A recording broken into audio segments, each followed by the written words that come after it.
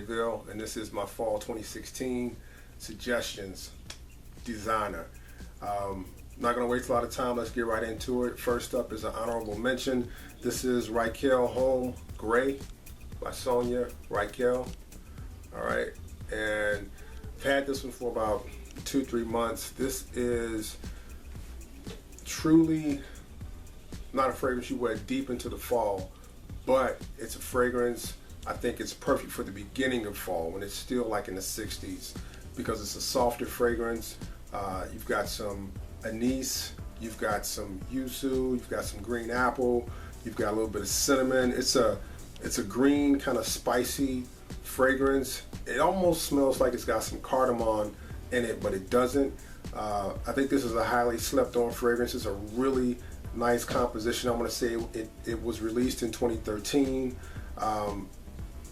This is a perfect fragrance for early fall and springtime, late spring, okay, or early spring. But I think it's kind of like a fragrance that's good for like when it's between 60 to 80, somewhere in that ballpark. I think it's a perfect fragrance for that time, and I think people need to get up on it. I've only seen one person touch this in a review, and it's definitely worth checking out. Okay, Sonia Rykiel. This is Gray. Rykiel Hommne Gray. Check it out, guys. Here's a fragrance that I didn't know about at all, and actually kind of got up on it by accident. I was in a discount store and ran across it, and I didn't even know they made fragrances. It's from the House of Banana Republic, and it's called Black Walnut. This one won the Fifi Award. I think it was Best Designer something. I can't remember all of the detail of it, but it's only got about 3 or 4 notes. I know it's got a boozy whiskey note. It's got tobacco, and I want to say it's got like it's got a cedar and maybe walnut note too, but it's surprisingly good. Performance is average though, but it's a surprisingly good fragrance, and you can actually catch this at Marshall's or TJ Maxx right now. So, you know, if you're out peeking around, man, if you've seen this one, pick it up. This is not gonna like knock your socks off, but I think you will think it's a very solid fragrance, and it actually grows on you the more you wear it, and it's definitely worth mentioning as something to keep your eye out for. So, Black Walnut, Banana Republic. Here's one that I've been rocking for a few years now, and it's always in rotation for fall. This is Cartier Declaration d'un Soir. Don't really have to speak on it too much. You know this one. This is a rose-based fragrance. It's rose and pepper, and it's really clean. It's really upscale. It's perfect for casual or dress up, in my personal opinion. If you haven't checked it out, check it out, especially if you're a lover of rose fragrances. I know a lot of cats aren't, but if you do like rose, it's definitely worth checking out so you can see what all the hype is about. Cartier Declaration d'un Soir. Here's a great one from the House of Valentino. It's Uomo Edition Noir. This is chocolate, it's coffee, hazelnut. It was tweaked slightly from the original, which comes in the clear bottle. It's pretty much the same bottle design, but the original one was a clear see-through bottle, and this one is a darkened black bottle to represent Noir. So if you haven't checked this one out, check it out. I think this is actually a sleeper. You know, it's got the chocolate, it's got the iris, it's got the hazelnut, it's got a little bit of coffee. Man, this is a really nice fragrance, and I haven't seen anybody talk about it, any reviews or any hype or love. So check this one out. If you haven't, heard about it or seen it, check it out. I think it's only available at Nordstrom. I could be mistaken. That's where I purchased mine from, but it's definitely worth a sniff. Okay, Uomo Edition Noir by Valentino.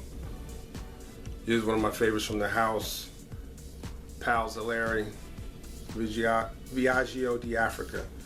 I'll put this one on my spring list, and this is actually one that you can rock in the fall too, man. This is just a solid tonka based fragrance. It's smoky, it's dry.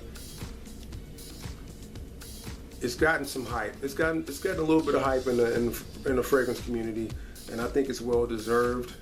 You know, the only negative I've ever heard about it is that it can come off like a cigarette almost. That the smokiness of it.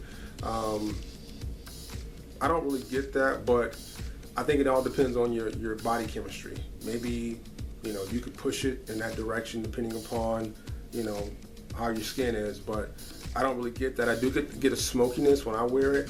That tonka is really, really nice. It's got a sweetness to it, but it's also a very dry, almost arid feeling fragrance.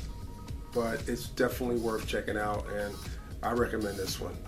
So if you haven't smelled it, check it out.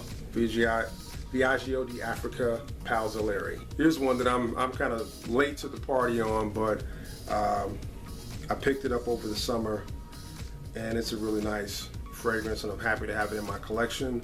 This is Fahrenheit Absolute by Dior. It's only got a few notes in it: incense, myrrh. You know, those are the notes that stick out. Plus, it's got that violet note that's, you know, synonymous for Fahrenheit. I don't really get that petroleum vibe with this one, but it's a really great fragrance. It performs well. Most of you guys already know about it, so I won't spend a lot of time on it. But this is a beautiful release from the house of Dior. And I think you should check. I think this is, if you really like the original and you want to pick one of the flankers they have, I would say this is the one you want to get. Now I haven't smelled the Parfum yet, but I would say this is the one that you want to pick up. All right, Fahrenheit Absolute. And unfortunately, I've heard that this fragrance has been discontinued. I don't know if that's true or not, but that's what I've heard. So if you see bottles floating around, you definitely want to try to get one while you can. All right.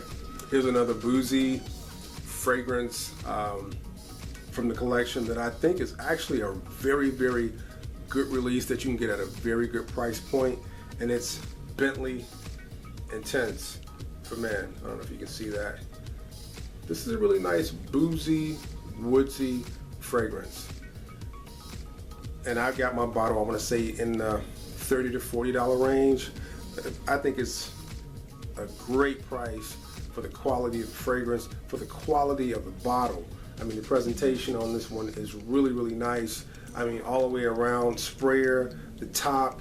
I mean, this is just a really well put together fragrance. It's got some actual etching inside, as you can see. Bentley fragrances. The bottle, the top for the bottle has got Bentley engraved in it, man. So it's a really nice release, and I'm gonna wear the heck out of this fall. Bentley Intense for men. Here's another one that I enjoy, and it's actually a unisex fragrance. This is called Skin on Skin Eau de Parfum, and this is La Artisan Parfumée. This is a really nice fragrance. It's got a nice boozy and leather note. It's got a little bit of rose in it too. It's got some saffron. It's got some nice strength, so you don't want to overspray it. It's a fragrance that I think some guys may not like right off the bat, because even though it has that whiskey, boozy note or vibe in it, something about it when you first spray it kind of smells feminine, but as it begins to dry down and that leather note becomes more prominent, it becomes more masculine, and it's a really nice fragrance. So if you haven't seen this one or heard about it, or, you know, put your nose on it, check it out, man. I think this is a nice fragrance. Skin on Skin.